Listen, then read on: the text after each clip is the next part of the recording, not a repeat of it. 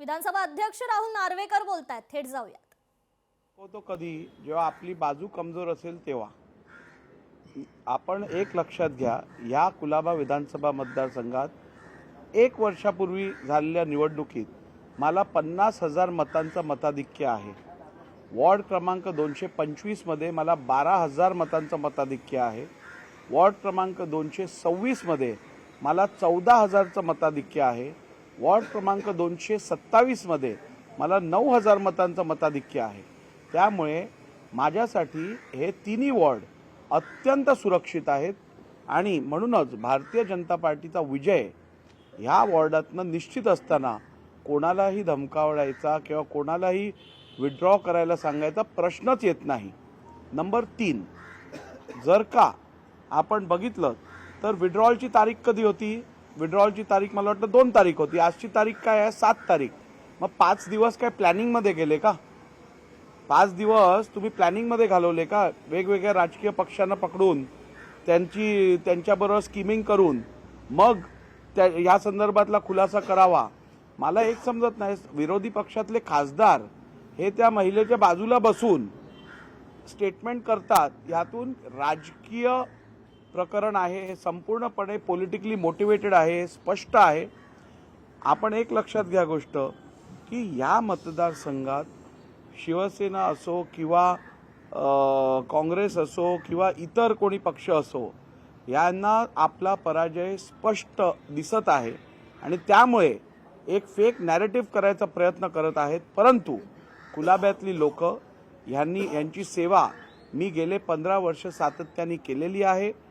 मकरंद नार्वेकर नगरसेवकांनी केली आहे, हर्षिता नार्वेकरांनी केली आहे आणि त्यामुळे आम्ही केलेल्या कामावरती आम्हाला पूर्ण विश्वास असल्यामुळे असल्या खोट्या आरोपांना आम्ही काय घाबरत नाही। त्यांनी असंही म्हटलंय की तुला माहित आहे का मी कोण आहे? मुख्यमंत्री उपमुख्यमंत्र्यांना सुद्धा मी जर बोलवलं तर ते लगेच येतात आणि 16 तारखेला किंवा 17 तारखेला तुला कुलाब्यात राहायचं आहे का? या सगळ्या बिनबुडाच्या आरोपांवरती काय बोलण्यात अर्थच नाहीये। मी तुम्हाला सांगितलंय की हे राजकीय दृष्टीने मोटिवेटेड आरोप आहेत।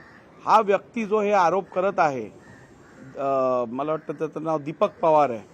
मी आत्ताच हे आरोप ऐकल्यानंतर थोडीशी माहिती घेतली आणि असं समजून येत आहे की गेल्या वर्षी झालेल्या लोकसभेच्या निवडणुकीत या व्यक्तीवरती स्वतःवरती गुन्हा दाखल आहे की यांनी शिवसेना पक्षाच्या उमेदवार यामिनी जाधव विरुद्ध जो उमेदवार इकडनं उभा राहिलेला अपक्ष, त्याला विड्रॉ करण्यासाठी धमकावलं व पैशाचं आमिष दिलं। या संदर्भातला FIR कफपरेट पोलीस स्टेशनमध्ये नोंदवलेला आहे।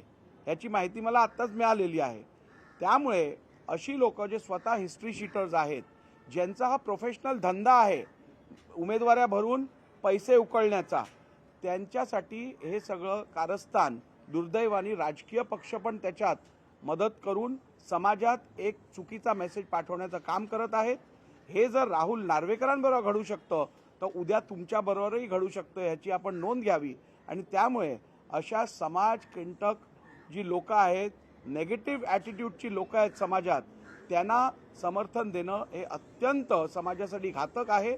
आणि म्हणूनच मी अपील करतो की जनता 16 तारखेला अशा वृत्तीला संपवून टाकेल।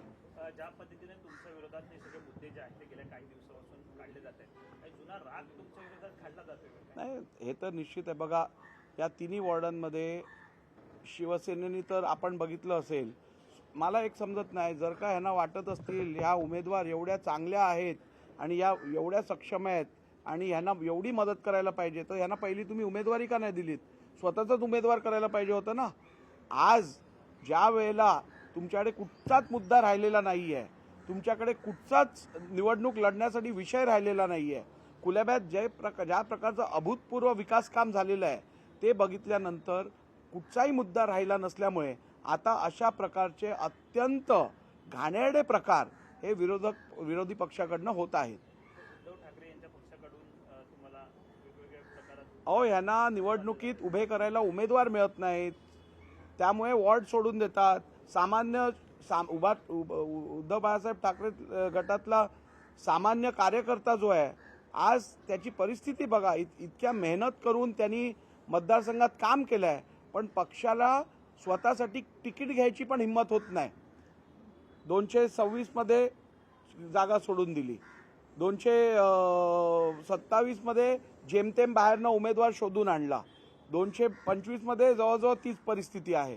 त्यामुळे एकूण आपण बघितलं तर ह्यांना स्वतःची काहीही कामं दाखवण्यासाठी नसल्यामुळे आणि नॉन इश्यू त्यांच्याकडे झाल्यामुळे, त्यांच्याकडे कुठचाही मुद्दा राहिला नसल्यामुळे आता अशा प्रकारचा फेक नॅरेटिव्ह सेट करायचा प्रयत्न होत आहे.